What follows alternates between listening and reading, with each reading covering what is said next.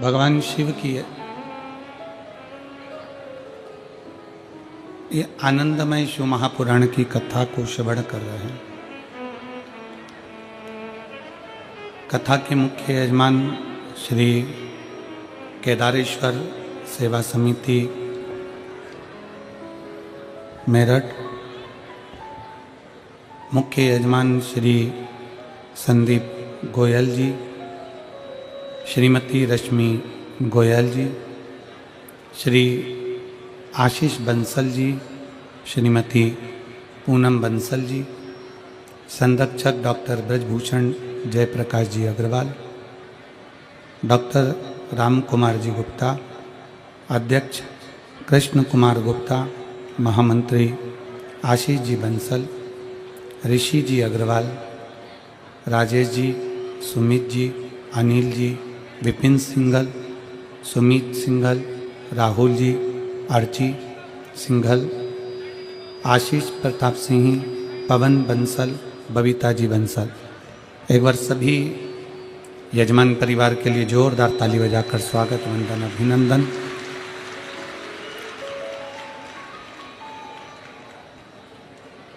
जो एक पवित्र पावन कथा का लाभ आप और हमको दे रहे हैं और आप और हम इस कथा का लाभ श्रवण कर रहे हैं।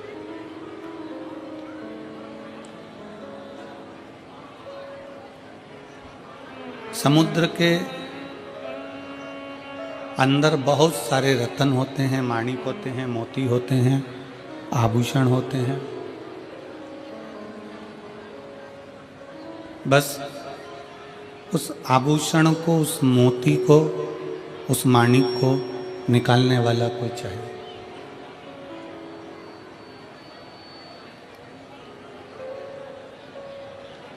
समुद्र में सब समाया है, समुद्र के अंदर सब कुछ है। मोती भी भरे हुए हैं, रतन भी भरे हुए हैं, माणिक भी भरे हुए हैं और बहुत सारा खजाना समुद्र के अंदर है। समुद्र को देखने से वो खजाना नहीं मिल सकता।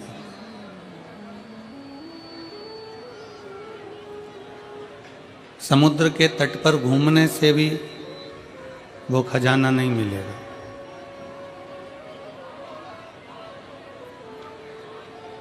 न समुद्र को देखने से समुद्र में छुपा खजाना मिलेगा, न समुद्र के तट पर घूमने से समुद्र का खजाना मिलेगा, ना समुद्र के जल में नहाने से भी वो खजाना प्राप्त नहीं होगा।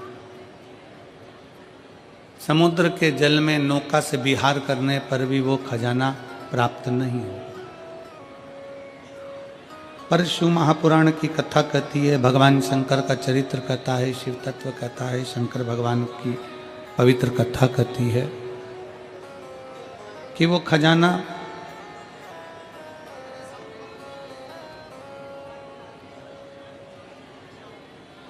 समुद्र के किनारे किनारे चलने से नहीं मिलेगा, नहाने से नहीं मिलेगा, नाव में विहार करने से नहीं मिलेगा, ना समुद्र के किनारे पर घूमने से मिलेगा। पर शिव पुराण की कथा कहती है, जिसने समुद्र के अंदर डुबकी लगा ली, बिल्कुल छोर तक, एकदम तल तक, जिसने समुद्र के बिल्कुल तलातल तक डुबकी लगाई है, उसको रतन, मोती, माणिक अवश्य मिलता है।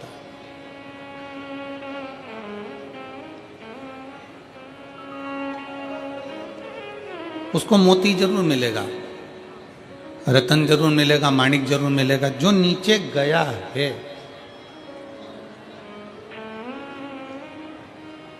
उसी तरह शिव महापुराण की कथा कहती है कि आप अगर कथा को केवल ऊपर ऊपर से श्रवण कर रहे हो, केवल यहाँ से सुनी, यहाँ से निकाल दी, बची कुची कपड़े में से झटकार दी और आज गला पकड़ रहा है आज का सामने, आप केवल भ्रमण कर रहे हो, घूम रहे हो, कथा को केवल ऊपर ऊपर से आपने ग्रहण कर लिया, ले लिया, उससे शंकर नहीं मिल सकता, उससे शिव नहीं मिल सकता। शंकर को प्राप्त करने के लिए, शिव महापुराण को प्राप्त करने के लिए शिव पुराण के अंदर प्रवेश करना पड़ेगा, शिव महापुराण के अंदर जाना पड़ेगा।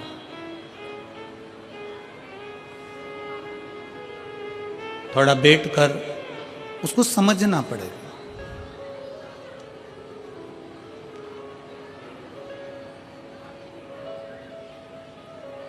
दुनिया के कई लोग ऐसे हैं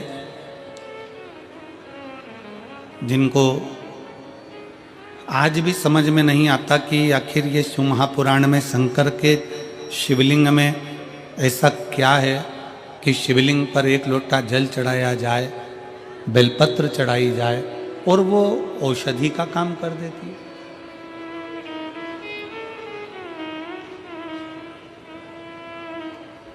ऐसा शंकर भगवान की कथा में ऐसा क्या है कि जो दिल से श्रवण करने बैठता है, दिल से सुनने के लिए बैठता है और शंकर की कथा उसका भंडार भर देती है।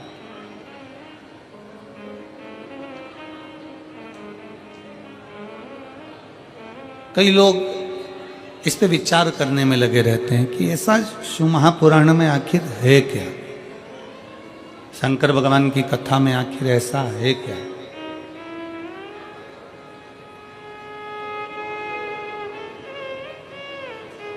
और फिर निवेदन है,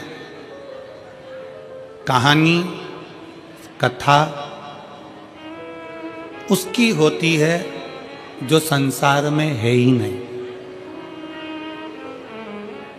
शिव महापुराण की कथा कहती है कि शंकर भगवान की ये शिव पुराण, ये कथा नहीं, ये कहानी नहीं, शिव महापुराण तो स्वयं शंकर का एक स्वरूप है। जब हम सुनते हैं तो शंकर को अपने करीब में बुला लेते हैं और अपने पास बिठा लेते हैं। ये शिव का एक स्वरूप है, ये शंकर भगवान का एक प्रतिबिंब है।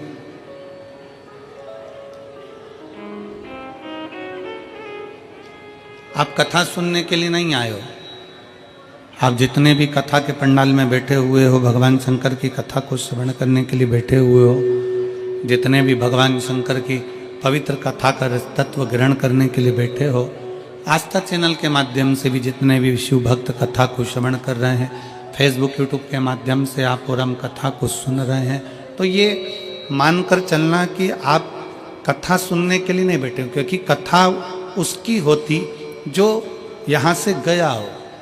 शंकर तो कंकर कंकर में समाया हुआ है, शंकर कहीं जाता ही नहीं है, वो तो अजर और अमर है।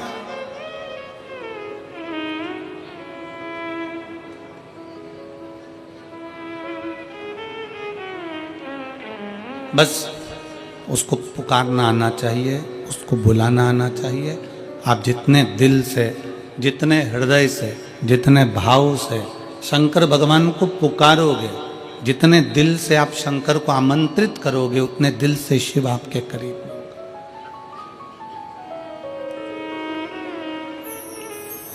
समुद्र के किनारे पर आबादी नहीं होती, समुद्र के किनारे पर आबादी नहीं होती और शिव को जल चढ़ाने वाले की कभी बर्बादी नहीं होती। शंकर को जल चढ़ाने वाले की कभी बर्बादी नहीं होती। शिव को जल चढ़ाने वाला कभी बर्बाद नहीं होता। शंकर को जल चढ़ाने वाला कभी कष्ट में नहीं आता।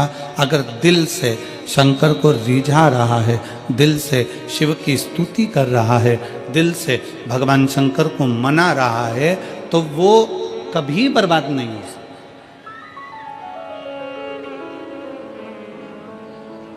बोल बम का नारा है, सारी समस्या का हल, श्री शिवाय नमस्ते।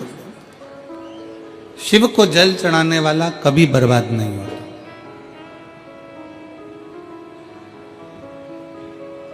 शंकर भगवान की स्तुति करने वाला कभी बर्बाद नहीं होता। शिव की भक्ति करने वाला कभी बर्बाद नहीं होता। कल भी कथा में कहा था, परसों भी कथा में कहा था कि ब्रह्मा ब्रह्म लोक में, भगवान विष्णु वैकुंठ लोक में। ब्रह्मा ब्रह्म लोक में, भगवान विष्णु वैकुंठ लोक में है। पर मेरा शंकर, मेरा ओगड़दानी, मेरा शंभु, मेरा त्रिकालदर्शी, कैलाशी, अविनाशी, मेरा शिव कहीं किसी लोक में नहीं, इस मृत्यु लोक में जहां आप और हम सदा विराजमान है, ऐसे लोक में मेरा शंकर विराजमान। हम आप पूरी कथा का स्मरण करेंगे। पूरी कथा में अगर आप स्मरण करेंगे तो आपको स्मरण में आएगा कि ब्रह्मा जी को कोई चिंता नहीं, भगवान नारायण को कोई चिंता नहीं, इंद्र को कोई चिंता नहीं, पर मेरे देव अधिदेव महादेव इस भूमंडल पर रहते हैं अपने परिवार के साथ में, अपने कुटुंब के साथ में, अपने पूरे इष्ट मित्रों के साथ में। तो मेरे भगवान शंकर अपने दुख से दुखी नहीं होते।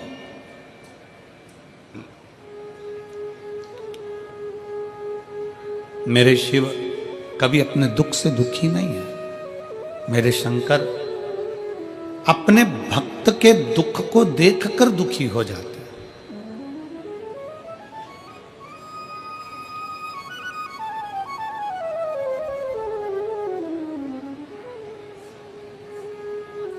और मैंने तेरे ही भरोसे बाबा, तेरे ही भरोसे हवा बिच उड़ती जावांगी बाबा, डोर तो छड़ी नावे में कटी जावांगी। भोले मैं तेरी पतंग, शंभू मैं तेरी पतंग, हवा बिच उड़ती जावांगी बाबा, डोर तो छड़ी नावे में कटी जावांगी। भोले मैं तेरी पतंग, शंभू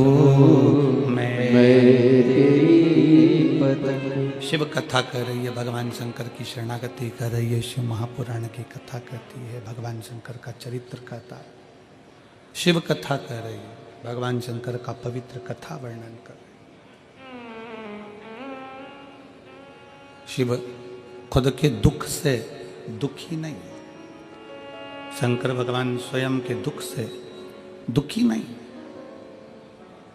भगवान शंकर अपने भक्त का दुख नहीं देख सकते।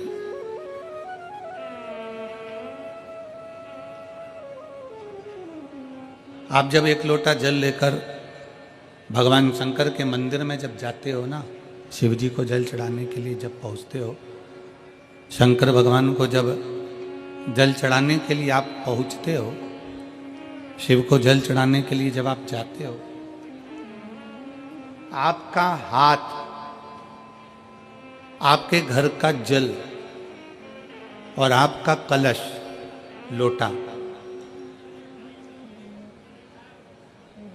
जिसको आप भगवान शंकर के पास लेकर गए,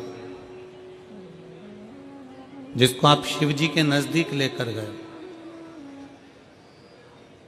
एक तो गए हो आप स्वयं, दूसरा गया आपके रसोई घर में जो हंडा भरा था, मटका भरा था, पानी रखा था, उसमें से एक लोटा जल भर कर गया।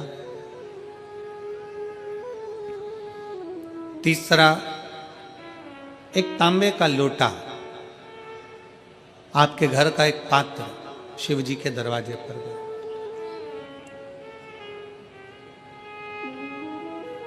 स्वयं भी गए, जल भी गया, पात्र भी गया।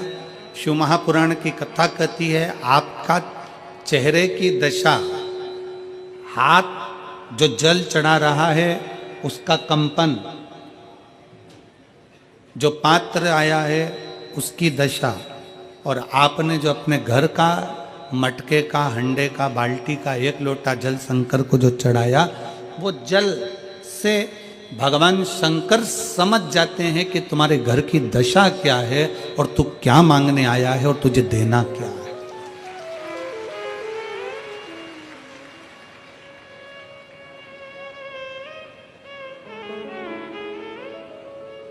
सब पानी का स्वाद अपना अपना है। हेडपंप का पानी, हापसी का पानी, बोर का पानी, उसका स्वाद अलग है। कुएं का पानी, उसका स्वाद अलग है। सरोवर का पानी, उसका स्वाद अलग है। तालाब का पानी, उसका स्वाद अलग है। समुद्र का पानी, उसका स्वाद अलग है। कुंड का पानी, उसका स्वाद अलग है। बारिश का पानी, उसका स्वाद अलग है। सब पानी का स्वाद अलग अलग है और जो पीने वाला है वो बता देता है कि ये पानी अपने घर का नहीं है, ये जल अपने घर का नहीं है।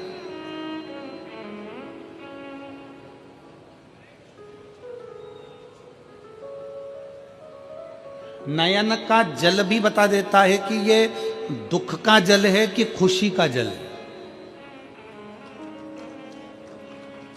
नेत्र के आंसू भी बता देते हैं कि ये खुशी के हैं कि दुख के हैं। इसलिए शायद शिव महापुराण की कथा कहती है कि हीरा के परखदार बहुत मिलेंगे। शिव महापुराण की कथा कहती है कि हीरा के परखदार बहुत मिलेंगे, हीरा को समझने वाले बहुत मिलेंगे, हीरा को पहचानने वाले बहुत मिलेंगे, हीरा के परखैया बहुत मिलेंगे। पर शिव महापुराण की कथा कहती है कि किसी की पीड़ा के समझने वाले बहुत कम मिलेंगे, बहुत कम। हीरा का परखैया मिल सकता है पर पीड़ा का परखैया नहीं मिलेगा। हीरा को समझने वाला मिल सकता है पर पीड़ा को समझने वाला नहीं मिलेगा। हीरा को जानने वाला मिल सकता है पर पीड़ा को जानने वाला नहीं मिलेगा। शिव महापुराण की कथा कहती है कि खुशी के आंसू और दुख के आंसू दोनों में अंतर होता है। खुशी के आंसू जो होते हैं वो ठंडे होते हैं और दुख का जो आंसू होता है वो गर्म होता है, उसमें भी पीड़ा होती है, उसमें भी पीड़ा होती है।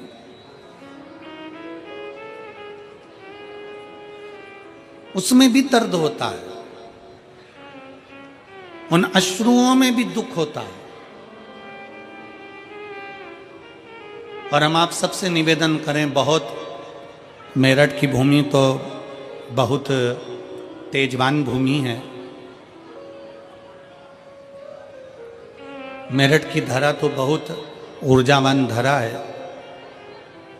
हम आप सबसे निवेदन करें, आप जौहरी नहीं हो, हीरे को नहीं परख सकते। हम भी जौहरी नहीं है, हम हीरा को नहीं समझ सकते। पर भगवान शंकर ने पृथ्वी पर जिसको जन्म दिया उसको जौहरी बनाकर पैदा किया है, उसको जौहरी बनाकर भेजा है कि आप भले हीरा को न समझो चलेगा, पर अपने नजदीक में कोई दुखी है तो उसकी पीड़ा को जरूर समझना। भगवान शंकर कहते हैं उसकी पीड़ा का स्मरण।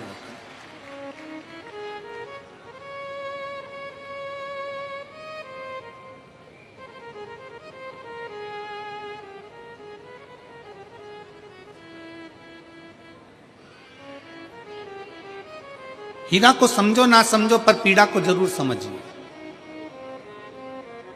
किसी के दर्द को जरूर समझिए, किसी के दुख को जरूर समझिए, किसी की तकलीफों को जरूर समझिए।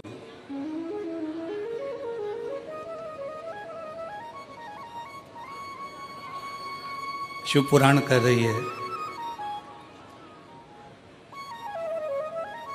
सब जल अलग अलग है, जल का स्वाद अलग अलग है, उसका गर्म ठंडा भाग अलग अलग है। उसी तरह जब हम भगवान देवादिदेव महादेव को जल चढ़ाने के लिए जाते हैं, भगवान शंकर के मंदिर में पहुंचते हैं, शंकर भगवान को जब एक लोटा जल चढ़ाने के लिए उनके करीब में पहुंचते हैं और जब हम दिल से उसको पुकारते हुए, भले हम कुछ ना कहें, कुछ भी ना बोलें, हम अपने मुख से एक शब्द भी ना बोलें, तो भी तब हम भगवान शंकर को श्री शिवाय नमस्तुभ्यम कहते हुए जब जल समर्पित करते हैं तो भोले बाबा समझ जाते हैं, मेरे शंकर समझ जाते हैं कि ये क्यों मेरे दरवाजे पर जल चढ़ाने को आया है, ये क्यों पहुंचा है मेरे पास में, ये क्यों आया है, इसको क्या चाहिए, ये क्या लेने के लिए आया है, क्यों पहुंचा, किस लिए आया।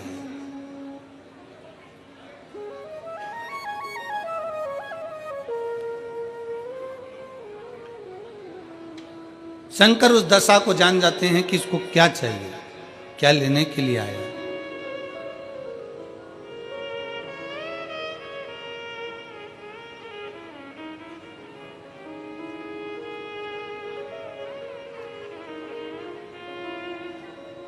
रोज शंकर के मंदिर में प्रतिदिन जाने वाले को और एक और चीज अपने स्मरण में रहे, अगर शिव के मंदिर नहीं जा सकते तो अपने घर में जो शिवलिंग है उस पर जल चढ़ाओ।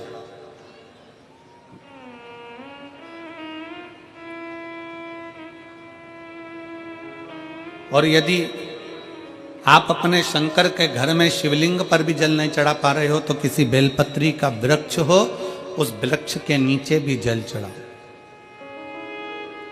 और कभी मौका मिल जाए, कभी भगवान शंकर की बड़ी करुणा हो जाए, भगवान शंकर की बड़ी उदारता हो जाए, भगवान शंकर की बड़ी कृपा हो जाए, बड़ी कृपा हो जाए, भगवान शंकर जिस दिन तुम्हारे ऊपर बहुत बड़ी कृपा कर दे, किसी सोमवार को 3 नियम बना लो। जिस दिन मेरा भोले बाबा तुम पर कृपा कर दे उस दिन सोमवार का एक नियम बनाओ कि महीने का एक सोमवार मुझे ऐसा करना है, 3 नियम धारण करना है महीने के सोमवार को। पहला, सुबेरे जाकर शंकर भगवान को 1 लोटा जल चढ़ाना है। दूसरा, दोपहर के समय पर जाकर मुझे बेलपत्री के वृक्ष के नीचे एक चावल का दाना रखकर बेलपत्री की 7, 11, 21, 108, 51 जितनी परिक्रमा आप लगा सकते हो वो लगाना है। और तीसरा, बेलपत्री के वृक्ष के नीचे और शंकर के मंदिर के दरवाजे पर मुझे एक घी का दीपक लगाना है। बस ये 3 नियम जिसने महीने में एक बार ले लिया, समझ लो उसको पीछे हटने की जरूरत ही नहीं, वो आगे ही बढ़े। महीने के किसी एक सोमवार का ऐसा नियम बना लो कि मुझे 3 नियम धारण करना है महीने के किसी भी एक सोमवार को। हम ये नहीं कहेंगे कि तुम सोमवार 5 पढ़ रहे हैं तो 5 को करो, 4 पढ़ रहे हैं तो 4 को करो, 3 पढ़ रहे हैं तो 3 को करो।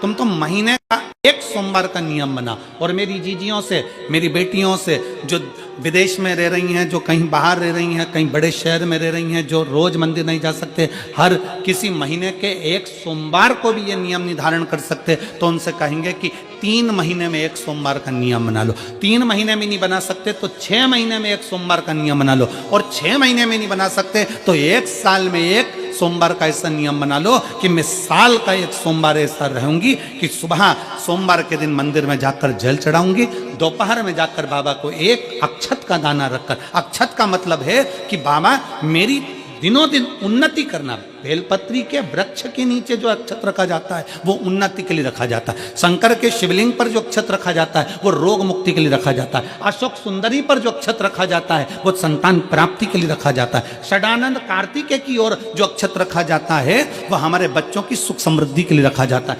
विनायक की ओर, गणेश जी की ओर जो अक्षत रखा जाता है वह हमारे घर में कोई मंगल कार्य आ जाए उसके लिए रखा जाता है। और जो पीठिका होती है जिसपे शिवलिंग रखा होता है, पार्वती जी का हस्तकमल, उस पर अक्षत रखा जाता है तो नारी के अखंड सौभाग्य के लिए रखा जाता है। अक्षत रखने का भी तरीका है।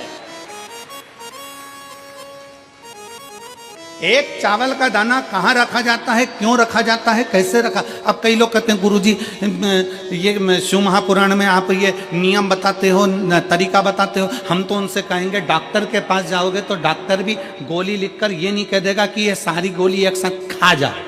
डॉक्टर भी कहेगा ये गोली सुबह खाना है, ये गोली शाम को खाना है, ये गोली दोपहर में खाना, ये गोली भूखे रहकर खाना। बोलो सही है कि गलत है। ये रात्रि को खाना खाने के बाद खा लेना, ये खाना खाने के पहले, ये नाश्ते के पहले। और सुनो ये दवाई, ये वाली पीछे वाली जो दवाई लो ना इसको दूध से लेना, ये वाली जो दवाई लो ना इसको पानी से लेना। और सुनो ये डब्बी है इसको पानी में मिलाकर फिर पीना।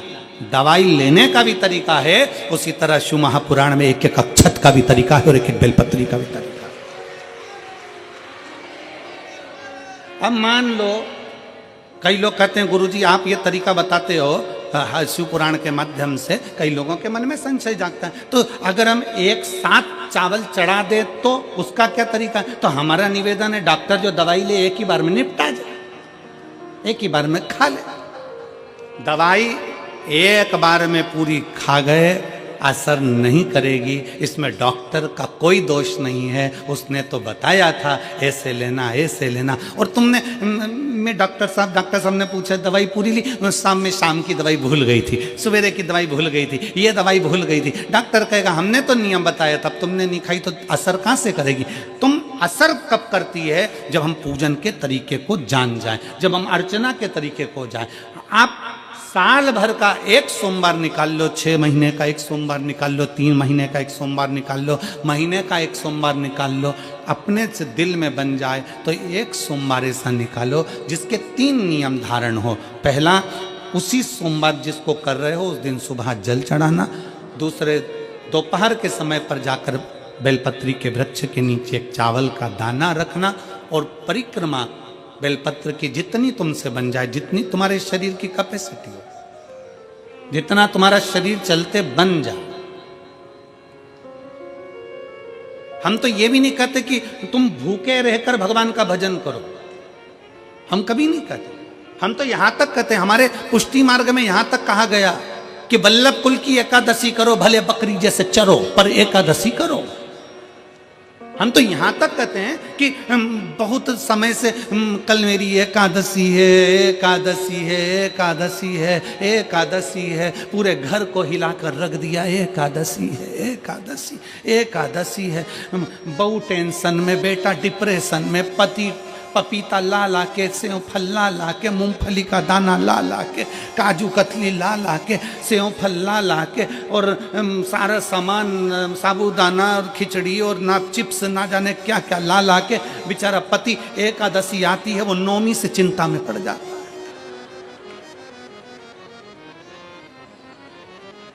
हम तो ये भी नहीं कहते कि तुम व्रत बहुत भारी करो, तुम व्रत उपास भी बहुत बहुत टेंशन वाला करो, ना ना ना।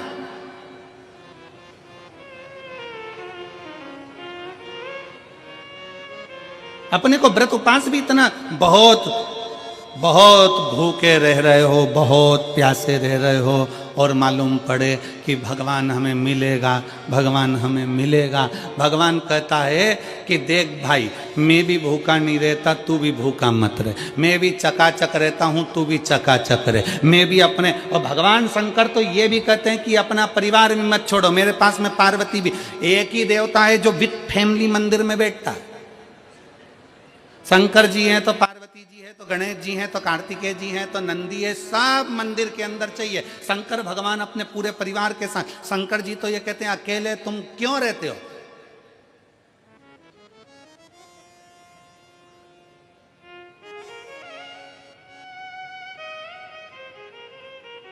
शिव जी की एक बात अपने ध्यान में रखना, कितनी सुंदर बात है शंकर भगवान की, बहुत ध्यान में रखिएगा। भगवान नारायण ने भगवान शंकर का भोजन रखा, विथ फैमिली आए, ब्रह्मा जी ने रखा आए, इंद्र ने रखा आए। एक दिन कुबेर को अहंकार आ गया और कुबेर ने मन में सोचा कि मेरे पास में इतना वैभव है, इतना धन है, मेरे पास में इतना वैभव, इतना धन है। कुबेर ने विचार करा कि मैं भी सबका भोजन रखता हूं, मेरा धन देखेंगे, वैभव देखेंगे।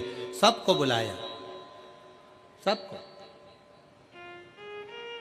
अब कुबेर जी को मालूम पड़ा कि भगवान विष्णु के यहाँ तो केवल 2 हैं, ब्रह्मा जी के यहाँ 2 हैं, इंद्र के यहाँ 2 हैं, गरुण वरुण सारे देवता के यहाँ 2 हैं, शंकर भगवान की फैमिली बड़ी है। तो उन्होंने पत्रिका में लिख दिया श्रीमान श्रीमती।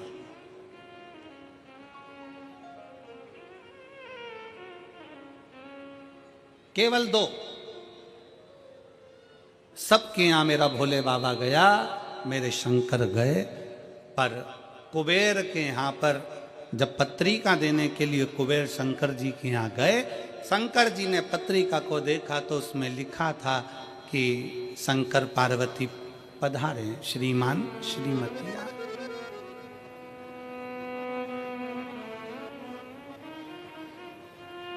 कुबेर कौन?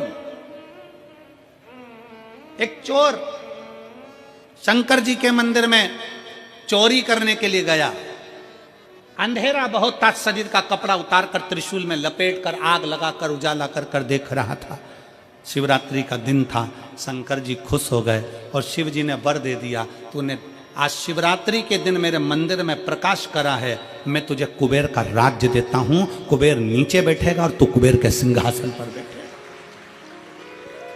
कुबेर की कुर्सी एक चोर को दे दी। अब चोर कुबेर बनकर बैठा है और उस चोर के मन में या अब जिसने तुझे कुबेर बनाया था तू उसको भी फैमिली बुला लेता, पर उसको भी नहीं बुलाया।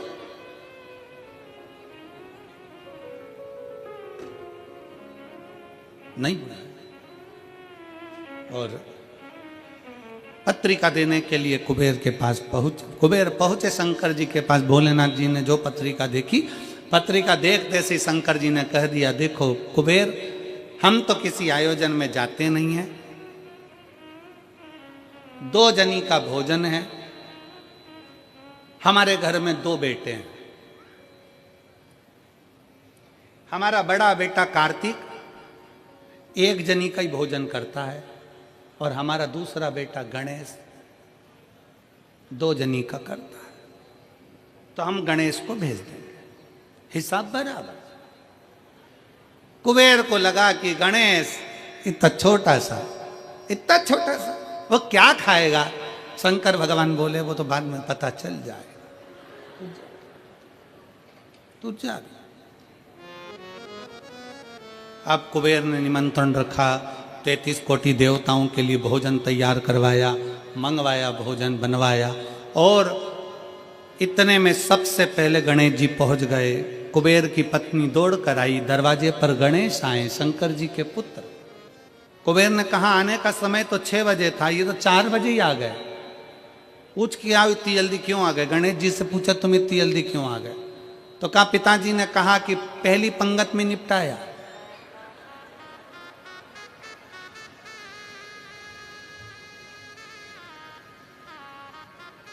या तो पहली पंगत या आखिरी पंगत, इन दोनों को फायदा रहता है और इन दोनों को नुकसान भी रहता है। जाओ चले जाओ। अब गणेश जी ने कहा कि तो इतने में पत्नी बोली कि अच्छा है पहले आ गए तो अपन खिला के फ्री हो जाएंगे, चलो बिठाओ। आसन लगाया, बिठाया। गणेश जी महाराज ने जो खाना चालू करा, जितना 33 कोटि देवताओं का बना था गणेश जी पूरा की पूरा खा गए। पत्नी चिल्ला कर बोली, ये तो अकेला ही पूरा खा गया। कुबेर जी बोले तो उसमें क्या दिक्कत है, मैं कुबेर, मेरे घर कमी है क्या? भंडारे खोल दो सारे। भंडारे खोल दिए, ला कर गणेश जी को देते गए। कुबेर के खजाने में भी भोजन खत्म हो गया। तब कुबेर ने कहा एक काम करो, दूतों को पृथ्वी पर भेजो और पृथ्वी पे से भोजन मंगवाना चालू करो। गणों को पृथ्वी पर भेजा, भोजन लेकर अंदर जा रहे थे गण। गणेश जी ने बुलाया, इधर आओ, ये चावल की बोरी कहाँ ले जा रहे हो? कि अंदर। क्यों ले जा रहे हो? पकाएंगे फिर तुम्हारे लिए लाएंगे। गणेश जी के आधा घंटा लग जाएगा, ऐसे ही रख दो, रखो यहाँ।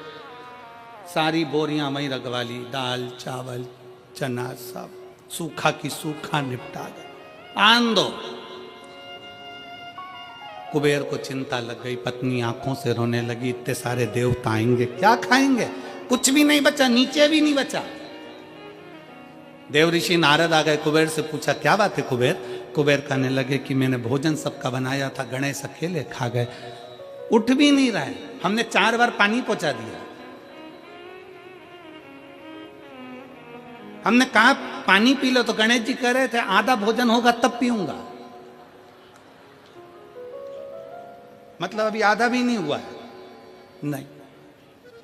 नारद जी ने कहा शंकर जी के पास जाओ। भोलेनाथ जी के पास कुबेर पहुंचे प्रभु गलती हो गई मुझसे, मैंने 2 जनी का लिखा था, औलाद को संभालने के लिए बाप का आना जरूरी है। मुझे नहीं, औलाद को संभालने के लिए बाप का आना जरूरी है, और बाप को संभालने के लिए उसकी पत्नी का आना जरूरी है। मुझे समझ में, मैं भूल गया। शंकर भगवान ने दुर्वा तोड़ी और दुर्वा तोड़कर कुबेर को दे दी, और कुबेर से कहा ये दुर्वा ले जा गणेश जी को दे देना। एक दुर्वा शंकर भगवान ने दी थी। कुबेर चलते चलते मन में विचार करे, इतना खाया है, एक दुर्वा से क्या होगा। ये जितने रास्ते में चलते जा रहे थे, जितनी दुर्वा मिलती जा रही थी, सब तोड़ तोड़ के रखते जा रहे।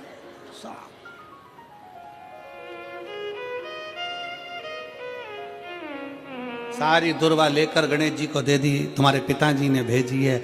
गणेश जी ने एक दुर्वा दांत में ली और पेट पे हाथ फेर के बोले, कुबेर भैया कल कितनी बजे आना है, तू बता कल कितनी बजे आना। कुबेर के मेरी सौगंध है, जब तक तुझे कोई बुलाए नहीं तब तक तू जाना नहीं, और जैसे ही तुझे कोई उठा दे तो तू उड़ भी जाना, तेरे हाथ जोड़ो। तब से ब्याहों में गणेश जी को बुलाते भी हैं, छोड़ के भी आते हैं, मंगल कार्य में लेकर भी आते हैं, छोड़ कर भी आते हैं। 33 कोटि देवता में केवल एक देवाधिदेव महादेव एक ऐसे हैं, अगर उनको बुलाना है, शंकर जी कहते हैं कि मुझे बुलाने के लिए मेरा सारा परिवार आमंत्रित करना पड़ेगा, सारा परिवार आएगा, तो मैं अकेला नहीं, मेरे साथ बुद्धि का देव गणेश भी आएगा, तो रिद्धि और सिद्धि भी आएगी, षडानंद कार्तिकेय भी आएंगे, तो अखंड सौभाग्य देने वाली गौरा पार्वती भी आएगी। वो सब आमंत्रित, वो सब आए। शिव जी कभी नहीं कहते कि तुम परिवार छोड़ दो, शंकर जी कभी नहीं कहते कि तुम घर छोड़ दो, शंकर जी ये भी नहीं कहते कि तुम बहुत घोर व्रत करो। शंकर जी तो कहते हैं कि खूब प्रेम से आराम से जो मिल जाए, समय समय पर जैसा जैसा मिल जाए। एक माता, एक भैया लड्डू बांट रहा था कल शाम को, तो एक माता लड्डू बांटते बांटते भैया ने लड्डू दिया, तो माता जी बोली है तो गुड़ का मेरे से खवाएगा नहीं, गजक है क्या, गजक है क्या। अब गजक नहीं थी उसके पास में, तो उसने कहा गजक तो नहीं है, तो वो चल दिया। इतने में पास में एक माता बैठी थी, उसने कहा गजक, अरे वो लड्डू ही ले लेती तो फोड़ के खा लेती, गजक का ही काम करती है, वो लड्डू भी गया गजक भी गई, लड्डू भी गया और गजक भी गई। तो शिव महापुराण की कथा कहती है, मेरी बुजुर्ग बुजुर्ग माताओं से निवेदन है, मेरे बुजुर्ग बुजुर्ग पिताओं से निवेदन है, मेरी माताओं से, मेरे भाइयों से निवेदन है, अगर बच्चे कह रहे मम्मी, हे मम्मी चलो बैठो साथ में बैठ के समोसा खाओ, माँ को ये नहीं, मैं नहीं खाऊं, मैं नहीं खाऊं, लिया चल ला बैठ तो मेरे पास में आ इधर।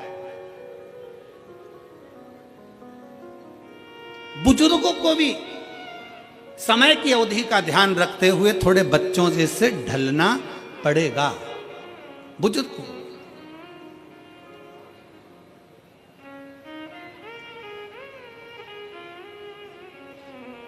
थोड़ा बच्चों जैसा ढलने का प्रयास करना। हम अपनी अकड़ में रह जाएंगे तो बच्चों के करीब नहीं पहुंच पाएंगे, बच्चों के नजदीक नहीं पहुंच पाएंगे। शिव कथा कह रही है, भगवान शंकर का चरित्र कह रहा है। शंकर भगवान तुम्हारे हाथ का लोटा देखकर, तुम्हारा हाथ देखकर, तुम्हारा स्वरूप देखकर, तुम्हारा पानी देखकर पहचान जाते हैं कि इसको जरूरत क्या है, किस चीज की जरूरत। शिव जान जाते हैं, शंकर पहचान जाते हैं। बस आप उसके दरवाजे तक जाएंगे, उसको भजेंगे, उसका स्मरण करेंगे और शिव जान जाएंगे। जो शंकर का हो गया जो एक बार भगवान शंकर के मंदिर जाना प्रारंभ कर दिया, शिव की स्तुति करना प्रारंभ कर दिया, शिव महापुराण की कथा में जो रमने लगा, समझ लेना वो अकेला नहीं रहा है। उसके हर श्वास में 21,600 श्वास प्रतिदिन शरीर में से निकलती है। तो 21,600 श्वास में आप अकेले नहीं हो, 21,600 श्वास में मेरा महादेव तुम्हारे हृदय में धड़क रहा है।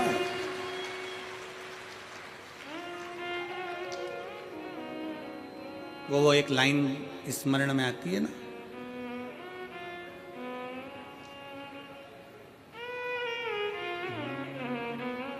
मजा आ रहा जीने में,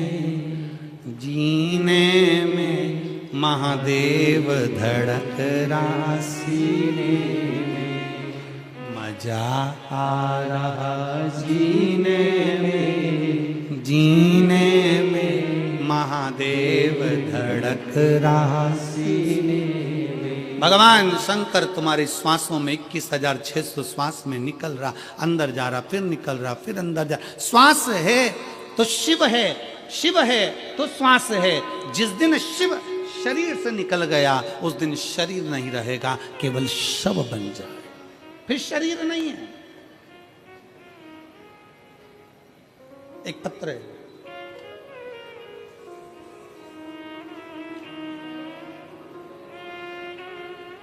मैं जसबीर कौर, पत्नी बलजीत राम, गांव जैनपुर, तहसील शाहाबाद, मारकंडा जिला कुरुक्षेत्र, हरियाणा की निवासी हूँ। कहीं बैठी हो तो हाथ हिला सकती हैं, अगर कहीं बैठी हो तो हाथ हिला सकती हैं। मैं जसबीर कौर, पत्नी बलजीत राम, गांव जैनपुर, तहसील शाहाबाद, मारकंडा जिला कुरुक्षेत्र, हरियाणा की निवासी हूँ। आप ही हैं?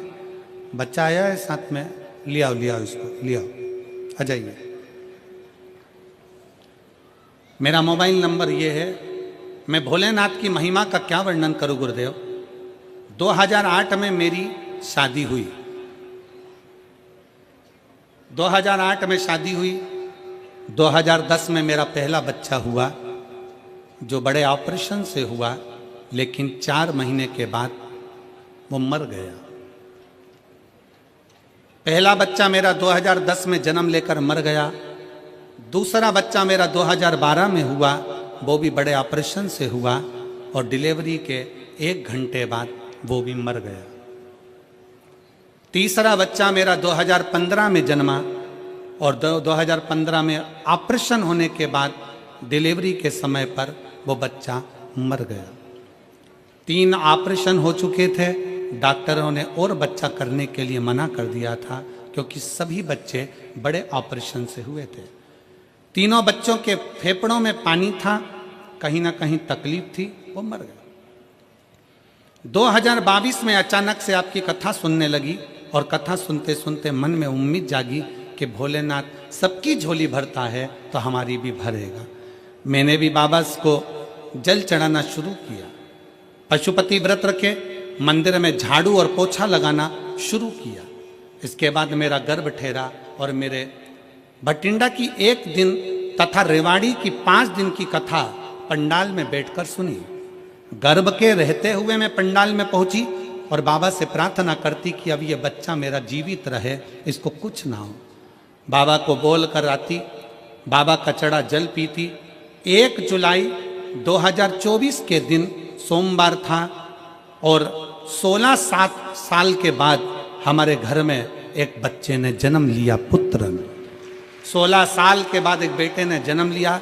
डॉक्टरों के हिसाब से डॉक्टरों ने कहा था कि बच्चा बीमार है, पर जैसे ही डॉक्टर ने वापिस चेकअप करा तो बच्चा पूर्ण तरह से स्वस्थ था।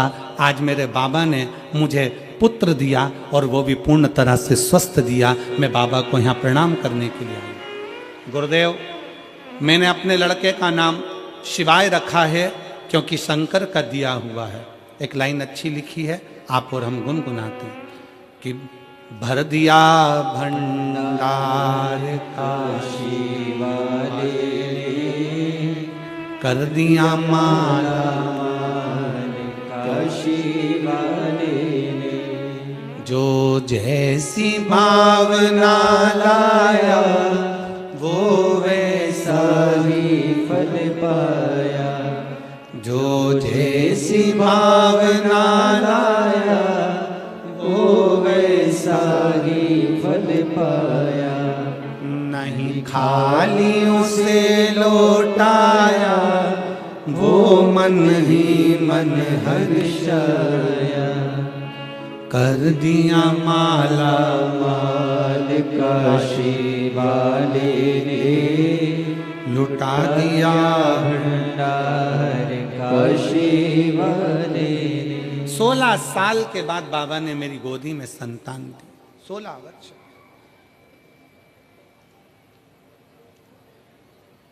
पंडाल में बैठकर बस यही मांगा था कि तू अब देना तो स्वस्थ देना, तेरी कृपा, तेरी दया, तेरी करुणा, तेरी उदारता कुछ कम ना हो।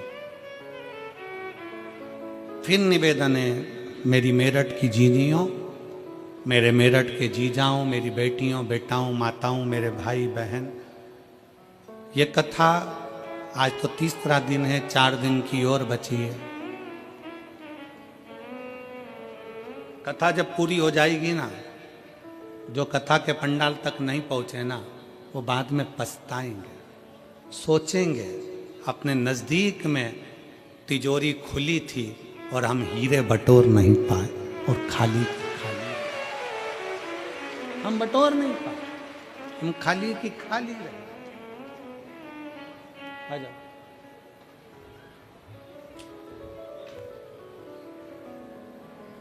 जो जैसी भावना लाया वो वैसा ही फल पाया। नहीं खाली उसे लौटाया वो मन ही मन हर्षाया। और कर दिया माला माल काशी वाले ने। लुटा दिया भंडार काशी वाले ने। कर दिया माला माल काशी वाले ने। लुटा दिया भंडार काशी वाले ने।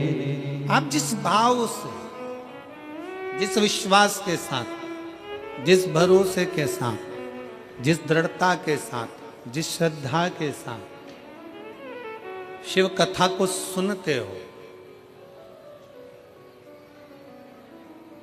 पंडाल में बैठकर कथा का रस तत्व ग्रहण करते हो, बाबा क्या देता है, कैसे देता है, ये उसके ऊपर निर्भर करता है।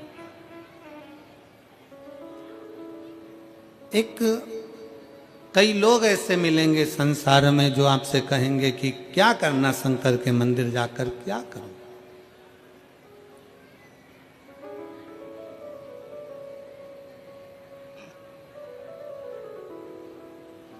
कई लोग कहते हैं कि गुरुजी हमको कोई दुखी नहीं है तो हम मंदिर क्यों जाएं।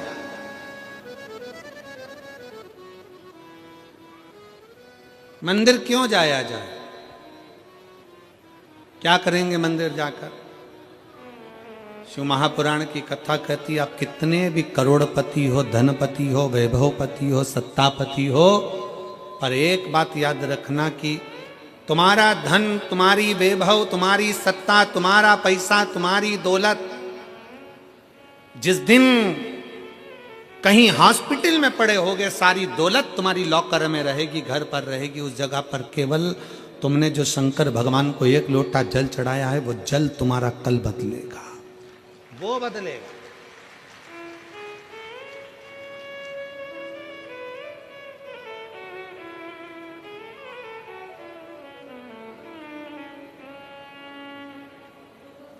कई लोग कहते हैं हम हमारे परिवार वालों को समझाते रहते हैं कि शंकर जी के मंदिर जाया करो, जेठानी से कहते हैं जल चढ़ाने जाया करो, सास से कहते हैं जल चढ़ाओ, सास कहती है बहू से जल चढ़ाओ, पति से कहती है जल चढ़ाओ।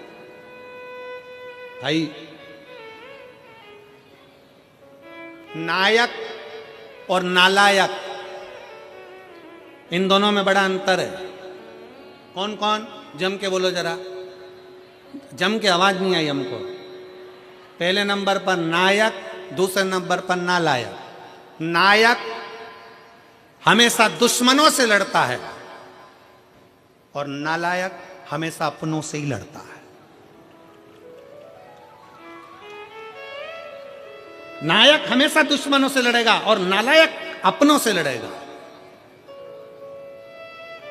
जो सनातनी होकर भी हिंदू के धर्म में भी प्रकट होने के बाद, जन्म लेने के बाद भी हिंदू का विरोध करे, जो सनातनी होने के बाद भी सनातन धर्म का विरोध करे, वो नालायक ही होता है, वो नायक नहीं हो सकता। अरे जब कोई सनातनी सत्कर्म कर रहा है, कोई सनातनी आगे बढ़ रहा है, कोई हमारे राष्ट्र की रक्षा कर रहा है, कोई सनातनी अपने इस राष्ट्र को मजबूत करने का प्रयास कर रहा है, तो एक एक सनातनी को चाहिए, एक एक हिंदू को चाहिए, एक एक व्यक्ति को चाहिए कि उसका साथ दे। पर कई लोग ऐसे हैं दिन भर पांव खींचते रहते, दिन भर पांव, दिन भर।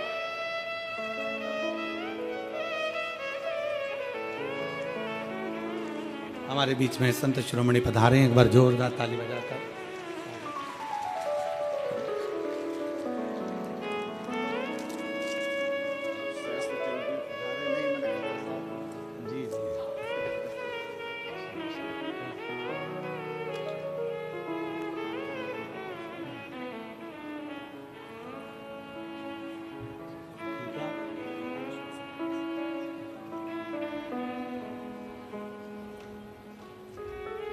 जब कोई अपने सनातन धर्म के लिए अग्रणता में आगे बढ़े, और रोज प्रतिदिन हम और आप देखते रहते हैं, दिन प्रतिदिन रोज देखते हैं कि अपने ही अपने को पांव खींचने में लगे। हमारा सनातन धर्म में मजबूत करना है और जितना मजबूत कर सकते हैं उतना करिए।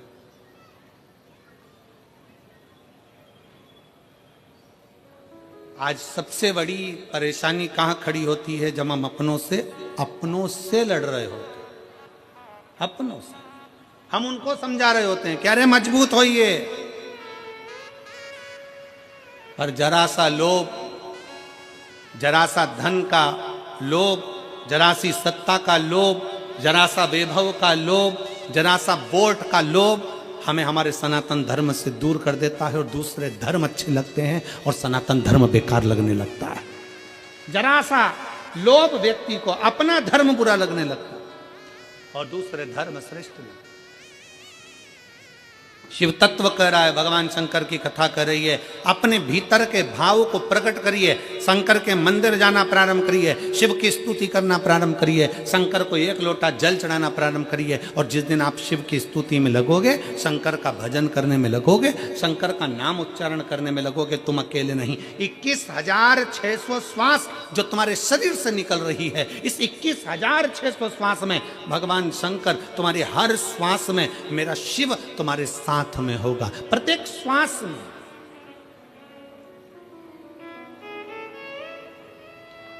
एक कितनी सुंदर कथा आती है शिव महापुराण में। एक पुजारी जी थे दक्षिण के, ब्राह्मण, उनकी एक बेटी थी जिसका नाम था जयंती। क्या नाम था उसका? जम के बोलो जरा, जयंती। हम बीच बीच में आप लोगों से इसलिए बुलवाते हैं क्योंकि आपको स्मरण में रहे, क्योंकि हम जब छोटे थे तब हमारे स्कूल में हमें खड़ा करते थे और सबको बुलवाते थे, 2 एकम 2, सब बोले 2 एकम 2, फिर 2 दूनी 4, सब 2 दूनी 4। क्यों बुलवाते थे? तो हमने एक बार टीचर से पूछा, सर ऐसे बुलवाने से क्या होता था? कि याद हो जाता, और हमें उम्मीद है तुम भी ऐसे पढ़े हो। अरे बोलो तो जम के, ठीक है ना? तो ये याद होना चाहिए। एक पुजारी जी थे दक्षिण के, ब्राह्मण परिवार था, बड़ा सुंदर परिवार, बड़े आनंद में रहते, शंकर की आराधना में लगे रहते। उनकी एक बेटी थी जिसका नाम जयंती था।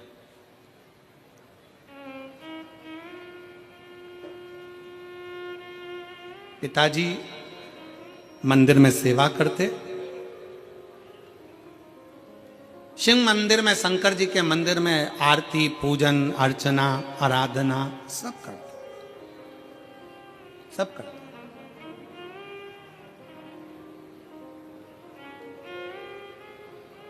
अब बेटी जयंती छोटी अपने पिता को देखती और पिता का थोड़ा सहयोग करती, थोड़ा सहयोग।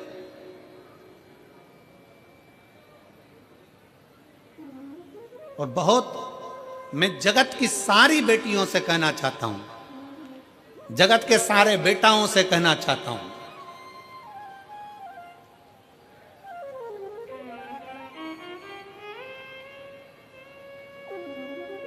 कि मां जैसा प्यार और पिता जैसा सम्मान, लाड़ दुनिया में कोई नहीं दे सकता जो मां और बाप दे सकता।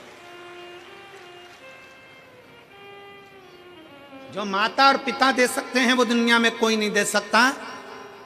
अपने बच्चों के प्रति कितना स्नेह होना चाहिए, अपने बच्चों के प्रति कितनी प्रबलता होना चाहिए, ये शंकर भगवान से सीखना चाहिए। कि शंकर भगवान की परिक्रमा गणेश जी महाराज ने लगा ली थी और गणेश जी को वर मिल गया था प्रथम पूजन का, प्रथम गिनती का। गणेश जी प्रथम पूजन में आने लगे तो पार्वती मैया की आंखों में जल भर गया था।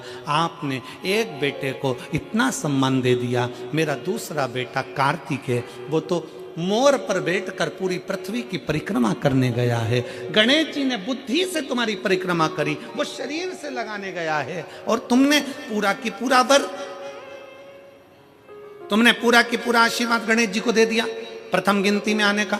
षडानंद कार्तिकेय को कुछ नहीं दिया। ये तो गलत बात है प्रभु। तुम्हारी परिक्रमा लगाई गणेश जी ने और तुमने सब कुछ दे दिया। शंकर भगवान की आंख में भी जल भर गया। पार्वती मांग, आज तू जो बोलेगी ना मैं वो दे दूंगा। पार्वती जी कहती हैं अब क्या मांगूं आपसे, बस इतना कृपा कर दो, आज के बाद आपकी कभी परिक्रमा ना हो, बस इतना वर दे दीजिए। आज के बाद आपकी कभी परिक्रमा ना हो। शंकर जी ने पूछा मेरी परिक्रमा नहीं हो, सारे देवताओं की परिक्रमा होगी और मेरी ना हो। पार्वती जी कहती हैं आपकी परिक्रमा होती है, कोई अगर भूल से भी आपकी परिक्रमा लगा लेता है तो आप उसके जो मांगे वो दे देते हो, इसलिए आपसे निवेदन है कि आपकी कभी परिक्रमा ना हो। शंकर जी ने वर दे दिया, मेरी परिक्रमा पूरी नहीं होगी, आधी होगी, आधी परिक्रमा होकर वापिस आ जाए। फिर शंकर भगवान बोले पार्वती फिर सुन ले, तूने मेरी परिक्रमा रोकी है पर तेरी परिक्रमा तो नहीं रुकी। पार्वती जी कहती है नहीं प्रभु। शंकर भगवान ने कहा पार्वती मैं तेरे हृदय में निवास करता हूं, मैं तेरे दिल में निवास करता हूं, मेरे चित्त में निवास करता हूं, मैं तेरे दिल में रहता हूं, मैं तेरे हृदय में रहता हूं। और यही तो भारत भूमि की पहचान है।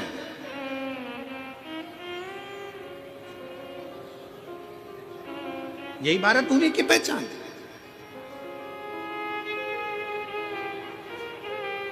काशी में कथा चल रही थी और काशी में कथा चलते चलते वहाँ जहाँ हम ठहरे हुए थे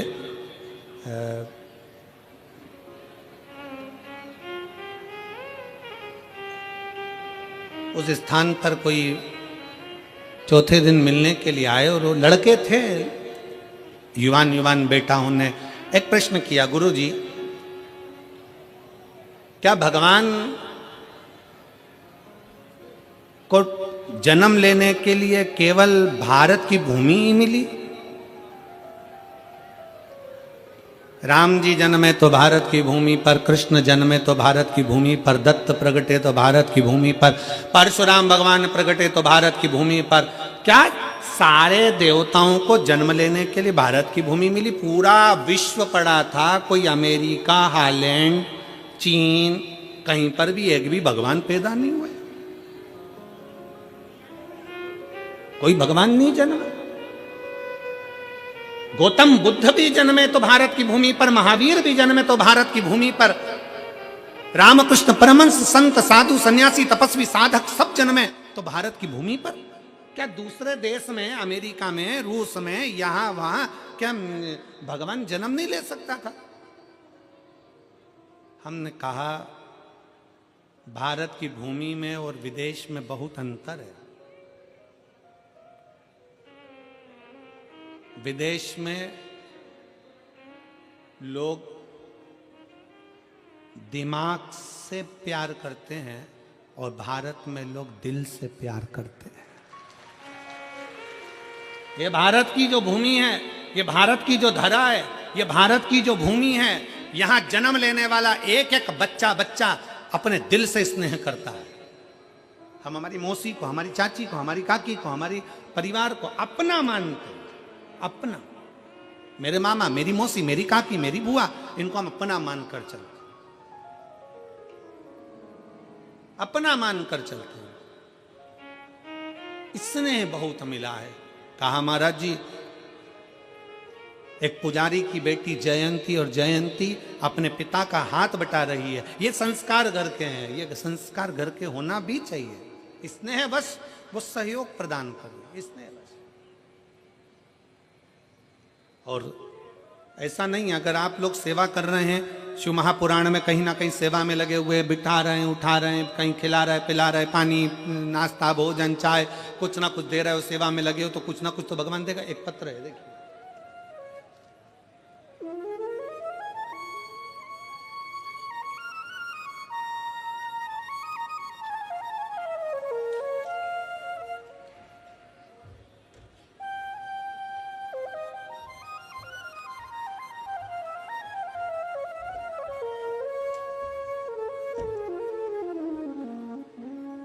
मैं पूनम बंसल, मेरे पति का नाम आशीष बंसल, बेटा कृष्णा बंसल, राधे बंसल। कहीं बैठे हैं? अच्छा, यजमान परिवार है का? हाथ उठावा। श्री शिवाय नमस्तुभ्यं। मेरे भोले बाबा का मैं क्या वर्णन करूं गुरुदेव। मेरे 2 जुड़वा बेटे हैं और एक बेटी है। मेरे दोनों बेटे 6 साल पहले करवा चौथ पर जल गए थे। मेरा एक बेटा कम और दूसरा बेटा तो बहुत ज़्यादा जल गया। पैर में मोटे मोटे छाले हो गए, पानी भर गया। 1 साल से तो मेरे बेटे स्कूल भी नहीं गए। हमने हस्तिनापुर ले जाकर दोनों की पट्टियाँ कराई। हम दोनों उन्हें ऐसे ही उल्टा लिटा कर ले जाते, जहाँ भी जाते डॉक्टरों के पास काफ़ी टाइम तक मेरे दोनों बेटों का इलाज चला। घाव तो भर गया लेकिन निशान नहीं गए। गुरुजी, तब मैंने आपकी कथा 3 साल से सुनना प्रारंभ करी। एक बार मेरे पति ने मुझसे कहा कि चलो यहाँ चलते हैं, वहाँ चलते हैं, पर मेरा मन नहीं किया कहीं जाने का, और मैं भोले बाबा की कथा में लगी रही। बाबा की कथा कभी नहीं छोड़ी। बाबा का चढ़ा हुआ जल लाती, बच्चों को पिलाती भी और लगाती भी। टीवी पर कथा सुनती। मैंने ग्रेटर नोएडा और हापुड़ की कथा भी सुनी। कथा में आपके बताए अनुसार 21 पत्ते का उपाय, आम के जो पत्ते का उपाय बताया था कि आग से जले हुए व्यक्ति की चर्म रोग वापिस अपनी चमड़ी में आ जाता है, वो पत्ते का प्रयोग मैंने करना प्रारंभ करा। और आज बाबा की कृपा ऐसी हुई गुरुदेव कि मैंने सारे जगह इलाज कराया, पर रोग, चमड़ी अपने रंग में नहीं आ रही थी। और आज बाबा की कृपा से 100 में से मेरे 20% रह गया है, बाकी का बाबा ने 80% मेरे बच्चों को ठीक कर दिया और उसकी चमड़ी भी अपने रंग में आ गई। आ जाइए, एक बेलपत्र ले जाओ, बच्चा आया हो तो उसको भी ले आइए। मैं बाबा को धन्यवाद देती हूँ कि बाबा ने आज हमको जजमान पद दिया है। ये मेरे शिव की कृपा है, और तेरी कृपा बिना एक भी लेते हैं श्वास, तेरी कृपा से तनो तनो बखान क्या करूं मैं राखों के ढेर का, चपटी बहुत में खजाना कुबेर का, हे गंगाधार मुक्ति द्वार ओमकार तू, भोले ओमकार तू, आयो शरण तिहारी शंभु तार तार तू। बखान क्या करूं मैं राखों के ढेर का, चपटी भभूत में खजाना कुबेर का। हे गंगाधार मुक्ति द्वार ओमकार तू, भोले ओमकार तू, आयो शरण तिहारी शंभु तार तार तू।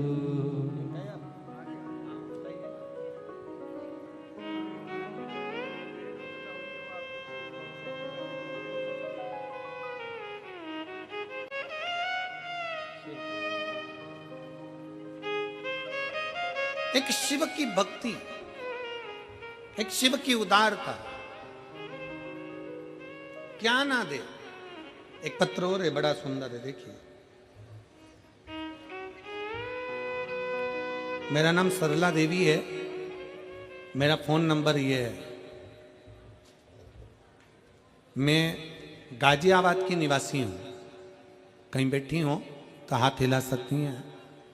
मैं गाजियाबाद की निवासी हूं, मेरा नाम सरला देवी है, मेरा फोन नंबर ये है।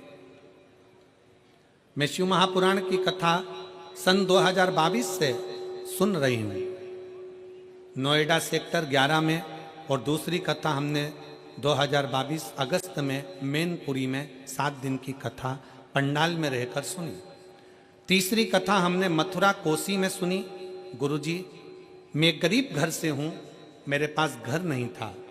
गुरुजी, जिम्मेदारी काफ़ी थी, बच्चों को बड़ा करना, पढ़ाना, शादी आदि करना। गुरुजी, इसी बीच में मेरे पति की काफ़ी तबीयत खराब हो गई, तो मेरे पति को भी कई बीमारियों ने घेर लिया।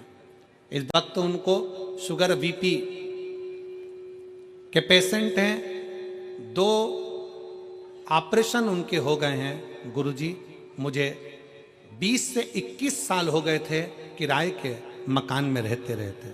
लोग मुझे ताना मारते, बुरा भला शब्द कहते, मेरी आंखों में आंसू भर जाते।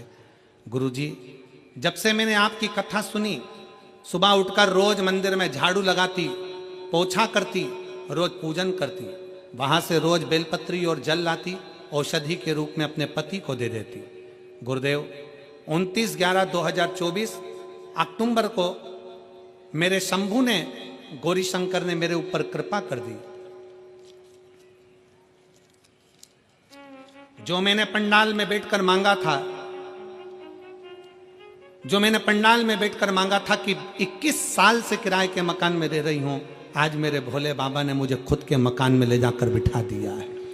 मेरे पास 1 रुपया भी नहीं था, पता नहीं मेरे शंभू ने, मेरे महादेव ने क्या करा। गुरुजी, आज मेरे पति भी आपके आशीर्वाद से ठीक, बाबा की कृपा से ठीक हैं। मैं बाबा को यहाँ प्रणाम करने आई हूँ, खुद का मकान दिला दिया और स्वास्थ्य भी अच्छा रखा। मैं बाबा को यहाँ प्रणाम करती हूँ। शिव तत्व की प्राप्ति, कहीं बैठी हैं? अगर कहीं बैठी हो तो आ सकती हैं, आ जाओ, आ जाइए, आ जाइए, एक बेलपत्र ले जाना, आ जाइए। शिव तत्व की प्राप्ति, भगवान शंकर की शिव महापुराण की कथा आप बैठकर सुन रहे हो, जहां तुम्हें जगह मिल रही है वहां बैठे हो, कथा का रस तत्व ग्रहण कर रहे हो, अपने दिल से कथा को श्रवण कर रहे हो, दिल से बाबा से प्रार्थना कर रहे हो, तो बाबा देने में कोई कमी नहीं रख सकते। और महाराज, शिव शिव है, शंकर शंकर, ओगड़दानी ओगड़दानी।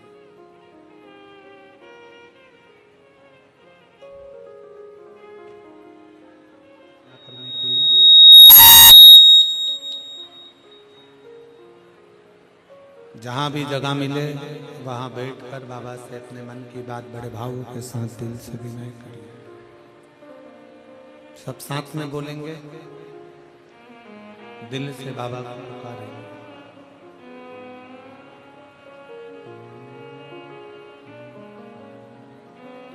श्री शिवाय नमस्तुभ्यं। श्री शिवाय नमस्तुभ्यं। श्री शिवाय नमस्तुभ्यं। श्री शिवाय नमस्तुभ्यं। श्री शिवाय नमस्तुभ्यं। भोला सब दुख काटो हमारा, ओ भोला सब दुख काटो हमारा। शिव शंकर जपो तेरी माला, भोले बाबा जपो तेरी माला। भोला सब दुख काटो हमारा, ओ भोला सब दुख काटो हमारा। वैश्य है मंगल मंगलकारी, वैश्य है मंगल मंगलकारी। शमशान वासी हमारा, शमशान वासी हमारा।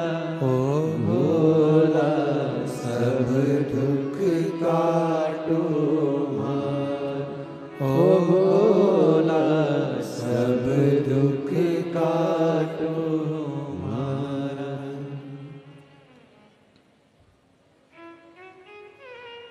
भगवान देवादिदेव महादेव शिव ओगढ़दानी त्रिकालदर्शी कैलाशी विनाशी ओगढ़दानी भगवान शंकर की कथा कर रही है। एक पुजारी ब्राह्मण की बेटी जयंती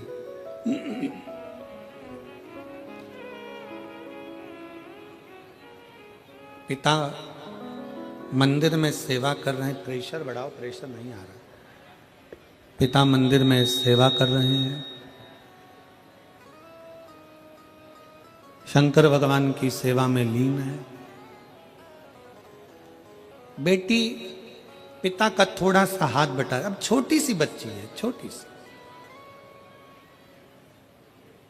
जब वो पिता का हाथ बटाना प्रारंभ करती, पिता मंदिर में जाते उससे पहले वो मंदिर में जाके झाड़ू लगा देते। पिता मंदिर में जाते उससे पहले वो जल भरकर तैयार होते। पिता मंदिर में जाते उससे पहले वो पोछा लगाकर तैयार होते।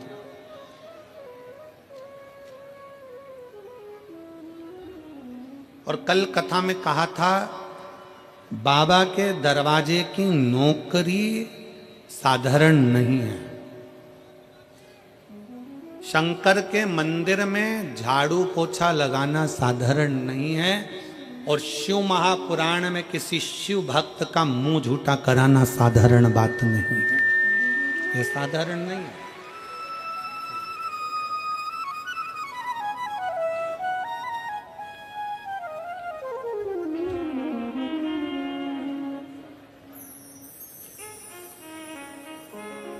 गाजियाबाद से सरला देवी शिवपुराण, आपको नए मकान की बधाई हो। बहुत ले बोला। 3 कथा पंडाल में बैठकर कथा सुनी।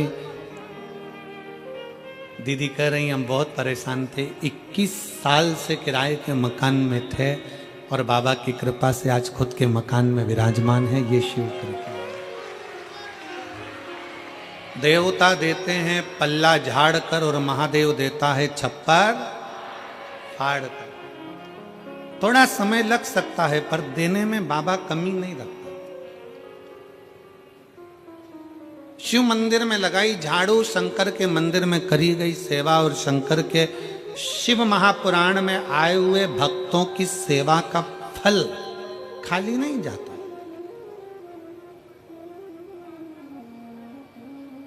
हम अन्य जगह का तो नहीं कर सकते, हम दूसरे स्थान का तो वर्णन नहीं कर सकते, पर शिव महापुराण की कथा पंडाल में बैठकर जो सुनता है, जो आस विश्वास लेकर जाता है, देवाधिदेव महादेव 3 महीने में वो पूरा करता जरूर है। एक पत्र में एक फोटो लगाया, आप उस फोटो को देखिए। मैं आस्था चैनल वालों से कहूंगा, इस फोटो को पहले, बच्चे के इस फोटो को सब लोग एलईडी पर देखेंगे, और आस्था चैनल पर जो लोग आस्था पर देख रहे हैं वो आस्था पर देखेंगे। पहला फोटो दिखाइए बच्चे का। ये फोटो को आप लोग देखिए, ये बच्चे का जो फोटो है, इस फोटो का दिखाइए, थोड़ा क्लोज कर कर उस फोटो को देखिएगा। एलईडी पर दिख रहा है, आस्था चैनल पर दिख रहा है। अब इस पत्र का स्मरण करिए। पत्र को आप लोग भी पढ़ेंगे और हम भी पढ़ेंगे साथ में। पत्र जरूर पढ़ना चाहिए, क्योंकि हम भी नए, पत्र भेजने वाला आपके क्षेत्र का है, हम भी नहीं पहचानते। पत्र के माध्यम से अपन जानने का प्रयास करें। मेरा नाम पूनम शर्मा है, पति का नाम अनुज शर्मा है। मेरा बेटा दक्षिश शर्मा, जिसकी उम्र 4 वर्ष है। कहीं बैठे हैं? बैठे? बच्चा आया है साथ में, गोदी में लो उसको।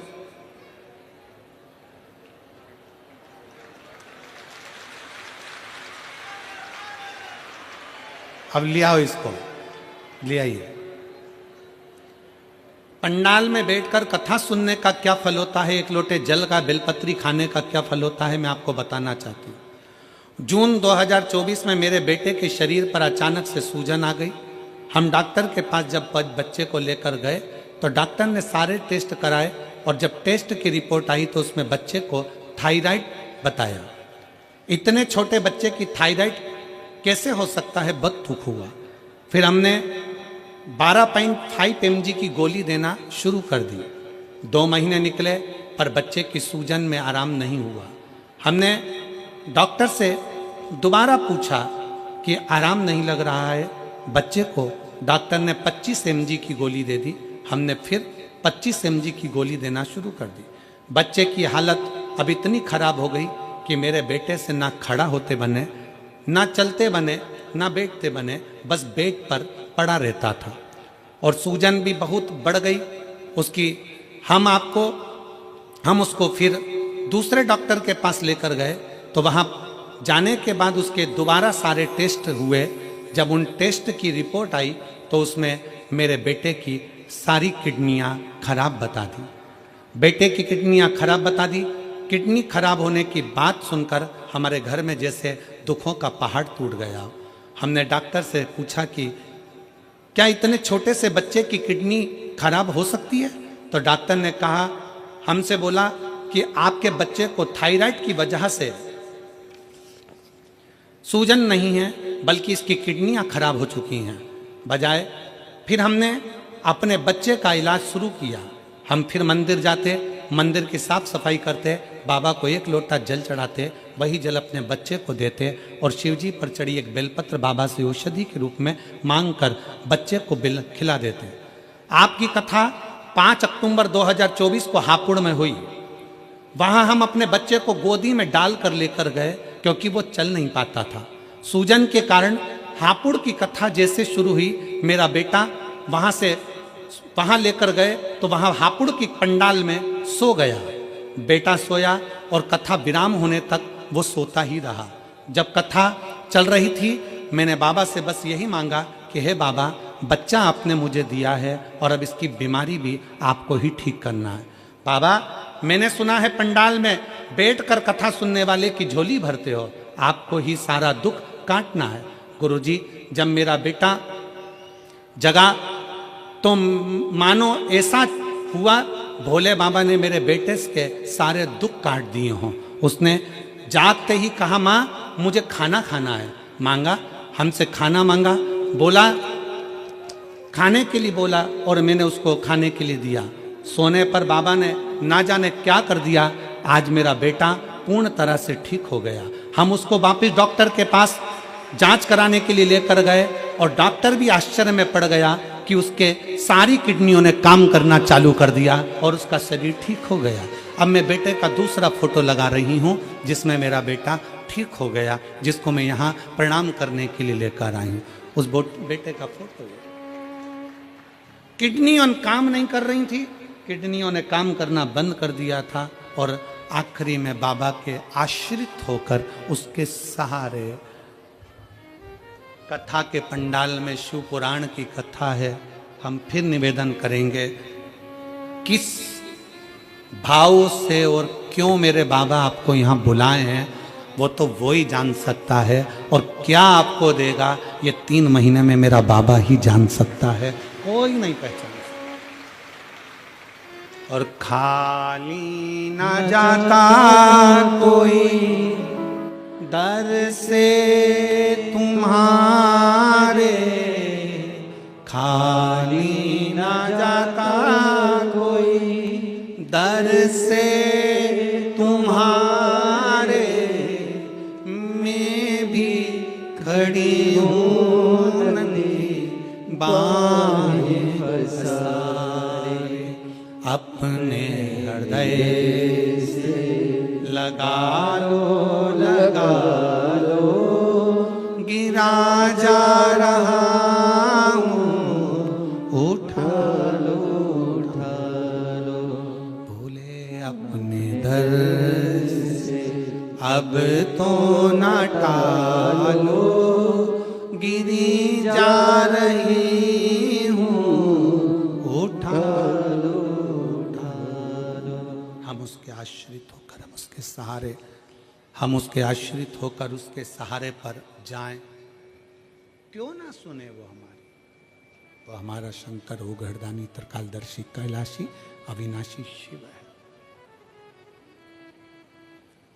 शिव महापुराण की कथा नहीं, एक बाप शंकर के रूप में, शिव के रूप में अपने बच्चों से मिलने के लिए आता है। मेरठ नगर में अगर शिव महापुराण की कथा हो रही है तो समझना कि आज तुम्हारे पिता ओघड़दानी शंकर की यह कथा है और आप बच्चों के रूप में शिव से मिलने के लिए आए। शिव से मिलने, शंकर शंकर है, ओघड़दानी ओघड़दानी है।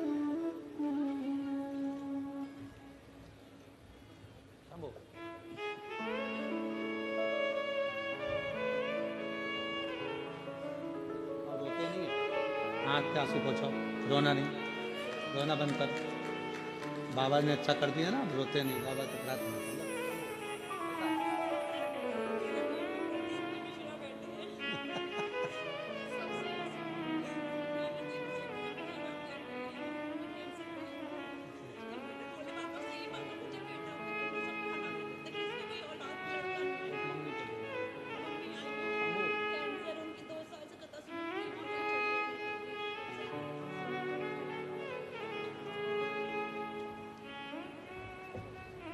उनकी माँ भी आई हैं जो कैंसर पेशेंट है।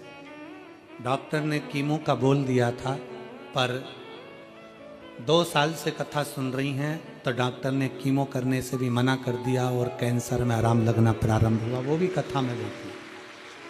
कहाँ बेटी बच्चे की नानी? खड़ी हो जाओ जरा। हाँ, हाथ हिला दो, ऐसा हाथ हिलाओ। एक बेलपत्र आपकी भी दी है आपकी बेटी को। शिव कृपा बनी रहे। शंभो, बैठ जाओ। हर हर महादेव। शिव तत्व है, शंकर है, ओ घड़ी। जयंती छोटी है। अपने पिता का सहयोग कैसे करें? अपने पिता को क्या, जयंती ने झाड़ू लगाना प्रारंभ करा, पोछा लगाना प्रारंभ करा, मंदिर में जल भर कर रख देती, सेवा करती। 16 सोमवार की कथा किस किसने सुनी है? हाथ उठाओ जरा। 16 सोमवार की, सुनिए 16 सोमवार की रखो। उस कथा में एक प्रसंग आता है कि राजा ने रानी से कहा था कि मुझे पूजन का सामान ला कर दे दे, और उसने किसके हाथ भेजा था? जम के बोलो जरा। दासी के हाथ।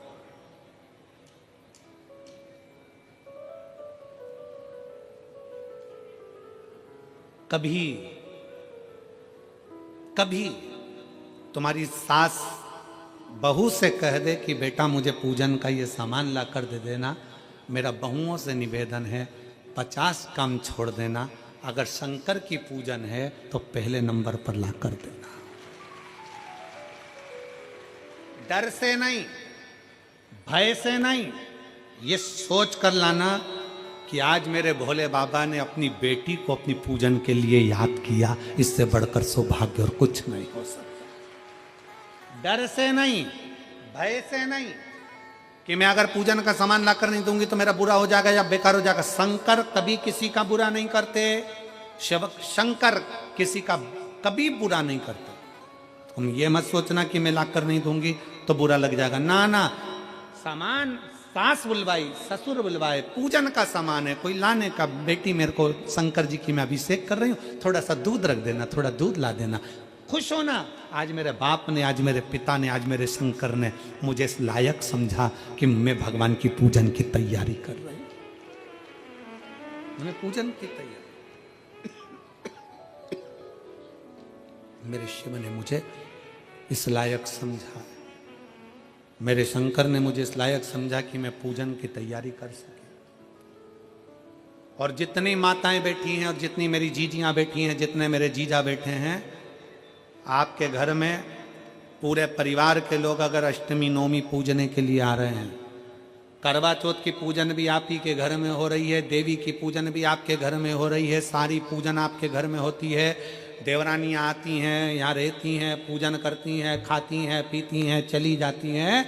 कभी अपने मन में दुख मत उत्पन्न करना कि सारा काम मुझे करना पड़ता है, सब एंजॉय कर कर चले जाते हैं और करना मुझे पड़ता है। सबसे ज़्यादा खुश होना कि मेरे देवताओं ने, कुल देवी देवता ने मुझे चुनकर रखा है उनकी पूजन के लिए। कुल देवता ने, कुल देवी ने, भगवान ने हमको चुनकर रखा है उसकी सेवा के लिए। दुख ना करिए।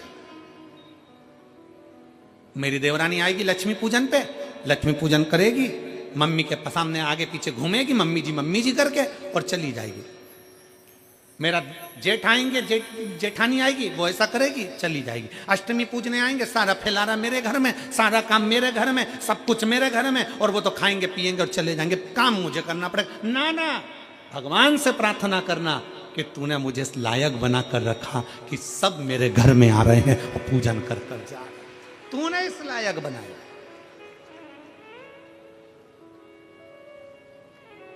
ये तेरी उदारता है, ये तेरी कृपा, ये तेरी करुणा है। हम इस लायक नहीं है, पर उसने हमको इस लायक बनाया। हम बाबा जयंती बड़ी खुश होकर मंदिर की सेवा करती है, चाकरी करती, तैयारी करती। जयंती धीरे धीरे बड़ी हो गई। उसका एक नियम बड़ा प्रबल था, कपास की बाती बनाकर पिताजी को दे देती, पिताजी जोत में लगा देते, आरती में लगा देते और तैयारी करते। कई मेरे भारत की भूमि की कई माताएं ऐसी हैं, आज भी कई माताएं ऐसी हैं बुजुर्ग, जो बत्ती बनाकर तैयार कर कर मंदिर में दान कर देती हैं, कहीं किसी को दे देती हैं, किसी को पहुंचा देती हैं। अब कई बहुओं कहती हैं हमारी सास पागल हो गई, हमारी सास में अक्ल ही नहीं, दिन भर बत्ती बना, 10 रुपए की तो बत्ती बाजार में से लिया उन्हें, ढेर इकट्ठी हो जाए। बोलो सही है कि गलत है? 50 रुपए की, 25 रुपए की, 10 रुपए की बत्ती का तो इतना सारा पैकेट आ जावे, 10 रुपए की बत्ती की 100 बत्ती आ जावे। और हमारी सास लगी दिन भर बैठे बैठे बत्ती बनाती रहती है, दिन भर बैठे बैठे बत्ती बिलोती रहती है, दिन भर बैठे बैठे बत्ती बनाती रहती है। वो सास पागल नहीं है, वो सास बेवकूफ नहीं है।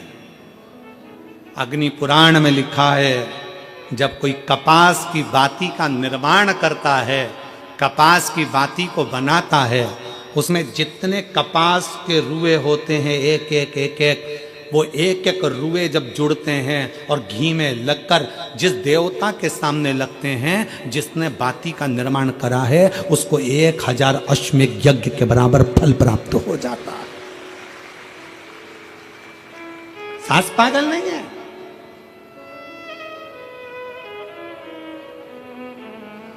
फैशन के दौर में सब कुछ रेडीमेड मिलने लगा, बत्तियां रेडीमेड आ गई, सामान रेडीमेड आ गया, ये सामान रेडीमेड आ गया, पूजन का सामान रेडीमेड। अगर आप कितने भी वीआईपी हो, कितने भी वीआईपी,